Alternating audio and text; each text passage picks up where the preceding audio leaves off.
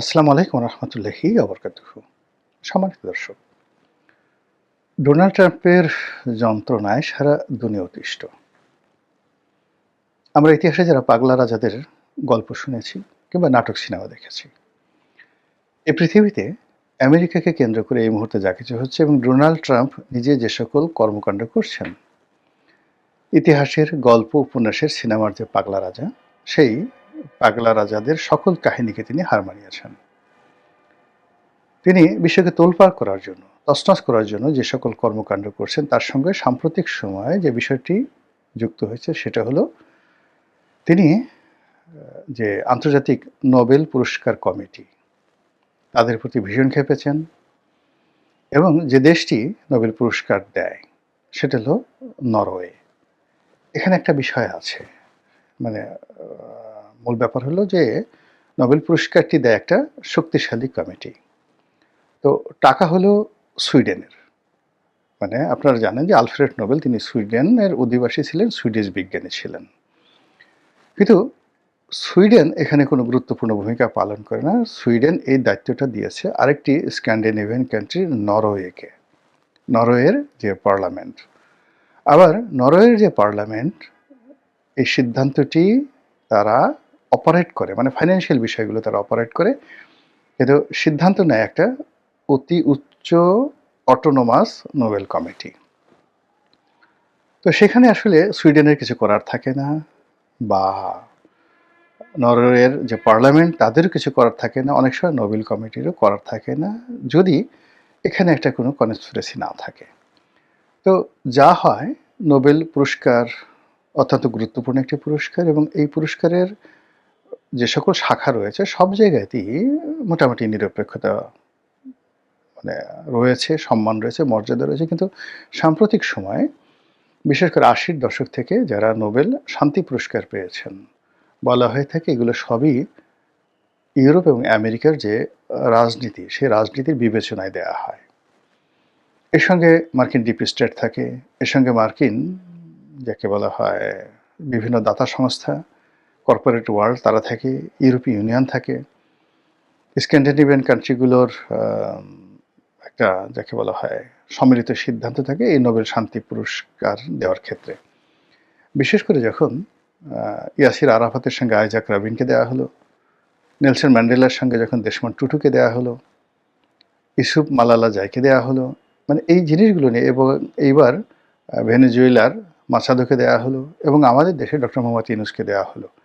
এই বিষয়গুলো নিয়ে কিন্তু বহু বিতর্ক আছে, বহু কথাবার্তা আছে যে এইগুলো পশ্চিমা সাম্রাজ্যবাদী শক্তির একটি ক্রিয়ানক তারা।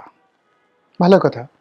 তো তাই যদি হয় তাহলে আমেরিকার প্রেসিডেন্টরা তো অহরহ সবাই নোবেল পুরস্কার পেয়েছেন, অনেকে পেয়েছেন। তো ডোনাল্ড ট্রাম্পও আশা করেছিলেন তিনি এই নোবেল পুরস্কার পাবেন এবং আমাদের বাংলাদেশে একটা সময় শেখ হাসিনাকে মনে করা হতো তিনি নোবেল পুরস্কারের জন্য খুবই উদগ্রীব। কিন্তু তিনি নিজের মুখ থেকে ওইভাবে নোবেল পাওয়ার ব্যাপারে কখনো নেতিবাচক কথা বলেননি। তার যারা লোকজন রয়েছেন তারা আশা করতেন, আমরাও জানতাম তিনি নোবেল পুরস্কার আশা করেন। কিন্তু খেদোক্তি করে বলেছেন যে ওটা আমার দরকার নেই। আমি কি নোবেলের জন্য আ মুখ সাপেক্ষে কিনা, বা আমি বসে আছি কিনা। আমি এমনি কাজ করি, বঙ্গবন্ধু কন্যা আমার যাকে বলা হয় কাজের মধ্যেই আমার পুরস্কার। তো এই ধরনের কথাবার্তা বলতেন, কিন্তু সবাই বলতেন যে না, না, মনে, মনে তিনি নোবেল পুরস্কার আশা করেন। আর ডক্টর মোহাম্মদ ইউনূসকে তিনি যে পছন্দ করতেন না, অপছন্দ করতেন, তাকে প্রতিদ্বন্দ্বী মনে করতেন, এর দুটো কারণ ছিল। প্রথম কারণ হলো যে তিনি নোবেল পুরস্কার পেয়েছেন এবং তিনি জেনুইনলি নোবেল পুরস্কার পাননি। তিনি নোবেল পুরস্কার পেয়েছেন পশ্চিমাদের মদদে। কাজেই ভবিষ্যতে শেখ হাসিনার জন্য তিনি একটি বিপদের কারণ হবে এবং পশ্চিমা শক্তি তাকে শেখ হাসিনাকে রিপ্লেস করার ক্ষেত্রে ক্রিয়ানক হিসেবে ব্যবহার করবে, এই আতঙ্ক তাকে তাড়া করত। এবং অবাক করার ব্যাপার হলো যে সেই ঘটনাটাই ঘটেছে। অথচ ২০০৯-১০ সনে যখন ইউনূস এবং শেখ হাসিনার মধ্যে বিরোধ শুরু হয়, তখন এই ধরনের কোনো জিনিসই ছিল না। হয়তো আমেরিকাটা প্ল্যান থাকতে পারে, ডক্টর মোহাম্মদ ইউনূসের কোনো চিন্তা হতে পারে যে তিনি যদি রাষ্ট্র পরিচালনা করতে পারতেন ভালো হতো। কিন্তু মূল ব্যাপার হলো যে শুধু এগুলো চিন্তা জগতে ছিল, বাস্তবে কোনো ঘটনা কিন্তু ঘটেনি। ১১ সময় ডক্টর মোহাম্মদ ইউনূসকে প্রধান উপদেষ্টা বানানোর চেষ্টা হয়েছিল, তিনি রাজি হননি। এটাই সত্য ঘটনা। তো যাই হোক, কিন্তু ওই যে একটা জিনিস আছে যে, তোমারে বধিবে যে গোকুলের বাড়ি শেষে, এবং যে মানে ক্ষতিগ্রস্ত হবে তার মনে কিন্তু বিপদের আশঙ্কা দেখা দেয়। আপনি মারা যাবেন, মারা যাওয়ার আগেই কিন্তু আপনি বুঝতে পারবেন যে আজরাইল আসছে। আপনি ধ্বংসপ্রাপ্ত হবেন, চারিদিকে আলো বাতাস প্রকৃতি দেখে আপনার মনে হবে যে আপনার দিকে ধ্বংস ধেয়ে আসছে। আপনি অপমানিত লাঞ্ছিত হবেন, ব্যবসায় লস করবেন, রোগাক্রান্ত হবেন, এটা আপনি জানতে পারবেন যার দ্বারা যে ক্ষতিগ্রস্ত হয়। তো সেই দিক থেকে শেখ হাসিনা কিন্তু বুঝতে পেরেছিলেন যে ডক্টর মোহাম্মদ ইউনূস তার জন্য, তার ক্ষমতার জন্য, তার রাজনীতির জন্য আজরাইলের পর্যায়ের। তো এই কারণে হয়তো প্রকৃতিগতভাবে তিনি চিৎকার চেঁচামেচি করেছেন, এবং তার পেছনে নোবেল পুরস্কারটি, শান্তি পুরস্কারটি হয়তো এখানে নিয়ামক শক্তি হিসেবে কাজ করেছে। এইগুলো একটা ঘটনা। এখন ডক্টর মোহাম্মদ ইউনূসকে বাদ দিয়ে আমরা চলে যাই ডোনাল্ড ট্রাম্প। ডোনাল্ড ট্রাম্প পাগলামো করছেন, সিরিয়াস পাগলামো করছেন। সেই পাগলামো করে ভেনেজুয়েলাতে তিনি যে কাজ করছেন, এটা নজিরবিহীন। নরিয়াগার ক্ষেত্রে যেটা করা হয়েছিল রোনাল্ড রিগানের আমলে, বা রোনাল্ড রিগান যেভাবে যাকে বলা হয় লিবিয়া আক্রমণ করেছিলেন, কিংবা জর্জ বুশের জমানাতে, প্রথম বুশের জমানাতে, দ্বিতীয় বুশের জমানাতে যে যুদ্ধগুলো হয়েছে, সেইগুলোর সব কিছু বাদ দিয়ে ভেনেজুয়েলার যে ঘটনাটা, এটি এখন সারা বিশ্বকে আতঙ্কগ্রস্ত করে তুলেছে। এরপর তিনি এখন ডেনমার্কের যে স্বায়ত্তশাসিত অঞ্চল গ্রিনল্যান্ড, এটাকে কিনে নিতে চাচ্ছেন। এটা নিয়ে ইউরোপের সঙ্গে তার শত্রুতা চরমে, এবং আমেরিকার সারা জীবনের ইতিহাসে ইউরোপের সঙ্গে তাদের যে বন্ধুত্ব, সেই বন্ধুত্বটা পায়ে মারিয়ে তিনি এখন ইউরোপের উপর শুল্ক আরোপ করতে চাচ্ছেন, এমনকি যুদ্ধ করতে চাচ্ছেন। এসব পাগলামির বাইরে তিনি যাকে তাকে বন্ধু বানাচ্ছেন, যাকে তাকে শত্রু বানিয়ে ফেলছেন মুহূর্তের মধ্যে। হঠাৎ করে তার সঙ্গে খাতির হয়ে গেল ইলন মাস্কের, তাকে নির্বাচনের প্রধান নিয়ামক মনে করলেন, তাকে মন্ত্রীর চেয়ে বড় ক্ষমতাধর করলেন, আবার সেই ইলন মাস্ককে দূর দূর করে তাড়িয়ে দিলেন। তার বন্ধু নরেন্দ্র মোদীর প্রশংসা তিনি পঞ্চমুখ, এখন নরেন্দ্র মোদীর টুটি তিনি চেপে ধরছেন। তারপর সৌদি আরবের ক্রাউন প্রিন্স মোহাম্মদ বিন সালমান, তার সঙ্গে তার দহরম মহরম সম্পর্ক, এখন সেটা আবার বিতর্ক তৈরি হয়েছে ইরানকে নিয়ে। তো এরকম অসংখ্য ঘটনা, এবং এই ঘটনার মধ্যেই তার এখন রাগ হয়েছে নোবেল শান্তি পুরস্কারের উপর। প্রথমত যে এই শান্তি পুরস্কার অতীতে যারা পেয়েছে,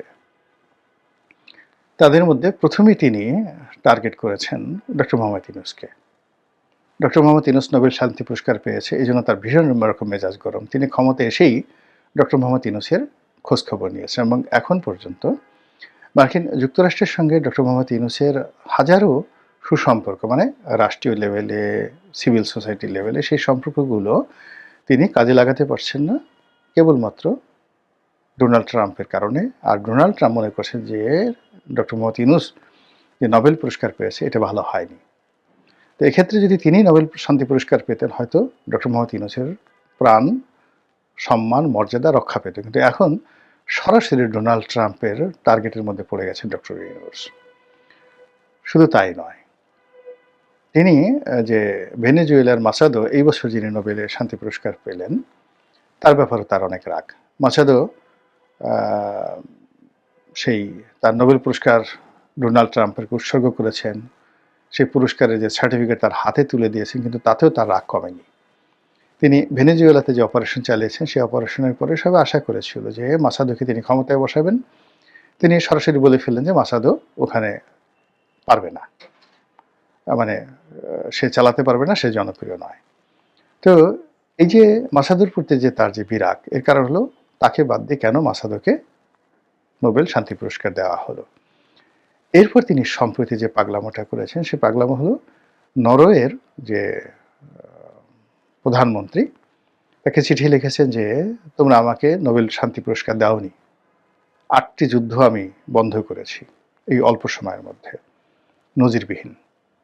তারপরও তোমাদের দৃষ্টিতে মনে হয় না যে আমি নোবেল শান্তি পুরস্কার প্রাপ্তির জন্য উপযুক্ত। আমি শান্তির জন্য কোনো কাজ করেছি, ভালো কথা। আমি আর এখন এই বিশ্বের কোনো শান্তি নিয়ে কোনো চিন্তা ভাবনা করব না, আমি এখন আমেরিকাকে নিয়ে চিন্তা করব। এই কথা বলে তিনি একেবারে কোনো রকম না, একেবারে ডাইরেক্ট চিঠি লিখে বসেছেন। ওদিকে নরওয়ের পার্লামেন্টের পক্ষ থেকে বা প্রধানমন্ত্রীর পক্ষ থেকে যে বিবৃতি দেওয়া হয়েছে তাও মানে রীতিমতো তারা সারপ্রাইজ হয়ে গেছে, এও কি সম্ভব, এইভাবে কেউ কি কখনো লিখে, তাও আবার আমেরিকার প্রেসিডেন্ট। মানে একটা বেইজ্জতি কারবার। কিন্তু এটাই যে বেইজ্জতি কারবার তিনি করলেন মিস্টার ডোনাল্ড ট্রাম্প, এখন এটা নিয়ে আমরা যারা তৃতীয় বিশ্বের যারা লোকজন রয়েছে আমরা কিন্তু ভীষণ রকম চিন্তিত। দুটো কারণে চিন্তিত। প্রথম চিন্তিত হলো যে শেখ হাসিনার মধ্যে একটা আফসোস ছিল যে তিনি নোবেল পুরস্কার পাননি, যদিও তিনি ডোনাল্ড ট্রাম্পের মতো চিঠি লেখেননি, কিন্তু তাকে নোবেল পুরস্কার দেওয়া হোক এরকম হাজার হাজার চিঠি বাংলাদেশ থেকে, বিশ্বের বিভিন্ন দেশ থেকে নোবেল কমিটির কাছে পাঠানো হয়েছিল, এটা আমি জানি।